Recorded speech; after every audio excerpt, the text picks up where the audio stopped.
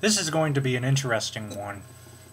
It seems Palm is not going to be the only open source Linux operating system on Sprint. We are going to be getting Android devices on Sprint. We're expecting, according to the CEO, we're probably going to look at the October timeframe. Here's the kicker, though. It basically comes down to WebOS versus Android. Now, I managed to find an article concerning the two, and I'll go ahead and give you the link. But from what I could gather, it sounds like there's no clear winner. Android has the upper hand on customizability, whereas WebOS has the upper hand in, I guess, what some would consider ease of use.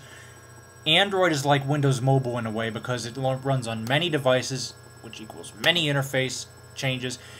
You know, you could have the T-Mobile G1 and, let's just say for the sake of argument, the Samsung i7500 for Sprint, better known as the Galaxy. So the Samsung Galaxy on Sprint and the MyTouch 3G on T-Mobile, right? Well, and also the Motorola Calgary on Verizon. So we have those three devices, and I'm sorry, I'm thinking as I speak. So let me recap. Let me start again. We have the HTC Lancaster for AT&T. We have, just for sake of argument, let's just say the Samsung Galaxy will be assigned to Sprint. We've got the T-Mobile G1 for and the MyTouch 3G, both for T-Mobile. And then finally we have the Motorola Calgary, which is an upcoming Android device for Verizon. There's a little bit of a problem here. Because Android is so customizable, it could be that Sprint's take on Android is so different from Verizon and AT&T's. Excuse me. In fact, all four of them could have such a different approach that you could have a friend on T-Mobile who has the MyTouch 3G, aka the HTC Magic, and let's say that you yourself have the Samsung Galaxy, or have seen the Samsung Galaxy, and it's like, oh, I know Android, you know, I know the Galaxy, you know, I've seen the Galaxy, I know Android, right? So let me take a look at your phone. So you take a look at your friend's MyTouch 3G to discover a completely different UI, and a completely different, you know, I wouldn't say set of applications, since the core apps are the same, I think, but a completely different UI such that you'd be forgiven for thinking that it wasn't Android. That's one of the problems I can definitely see, especially, I just found out from the Linux community that TTS has been given to Android, or will be given to Android, I believe, in Donut. Note that I have not seen a real working Android device before, so I cannot confirm any of this.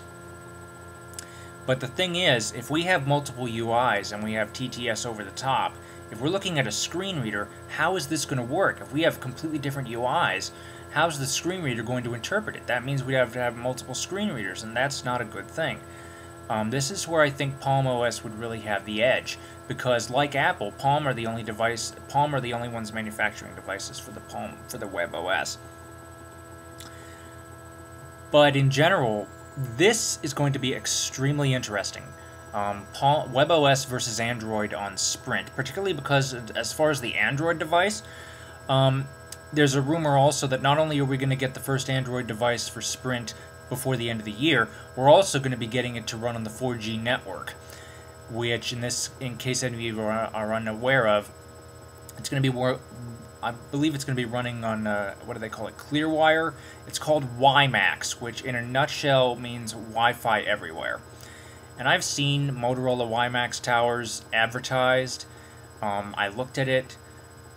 Whether it will take off, I don't know, but the concept is certainly interesting. The idea is, like I said, Wi-Fi all over the place. And I can definitely see Sprint doing that. My local city was supposed to have Wi-Fi, but that got scrapped. I'm not exactly sure what happened. Had that project gone through, though, I can very easily see Sprint's WiMax being the provider of choice.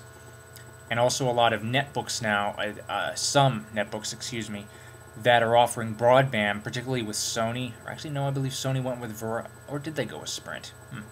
But anyway, there are some netbook manufacturers have gone with Sprint and the WiMax technology as well. But as far as seeing this on an Android device, that's going to be interesting. Like I said, Android versus WebOS, at this point, there's no real clear winner. They're practically neck and neck.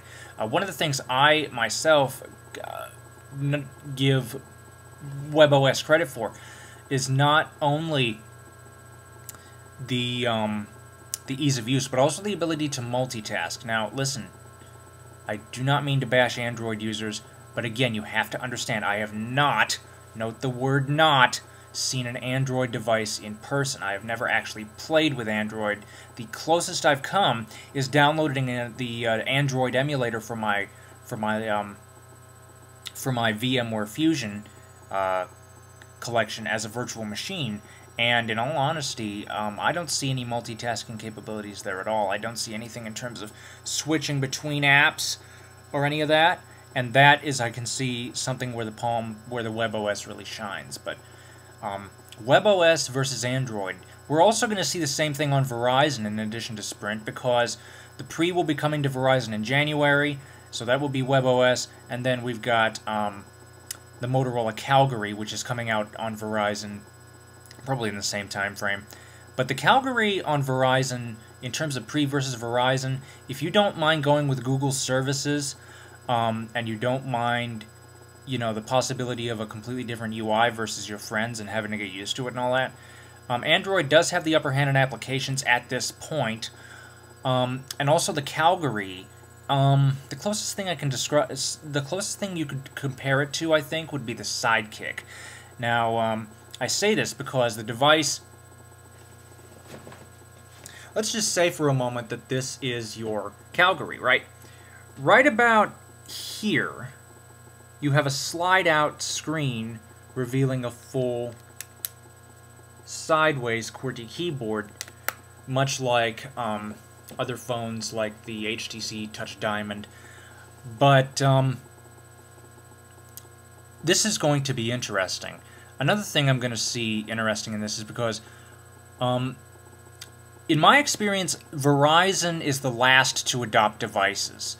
For example, Sprint's got the Pre now, Verizon won't have it for another 6 months. It was the same thing with the HTC Touch when it first came out. The Touch was available on GSM, it went to Sprint, and then it took another 6 months to get it onto Verizon.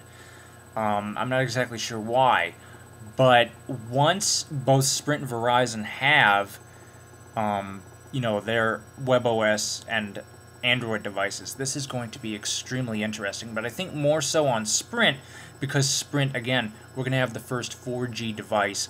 And I believe there was talk of a 3G, 4G hybrid agreement, particularly between, I think it was Samsung, LG, HTC, nothing on Motorola for Sprint. I believe they're pretty much in cahoots with Verizon, but we'll see what happens. But Android users, have you experienced WebOS? And I'm talking, you know, WebOS users as well. Have you experienced Android? What are your thoughts on Android versus WebOS? And I will give you the link to that article to take a look at for yourself. Thank you for watching. Comments are welcome. Insults against me will get you blocked. And have a nice day.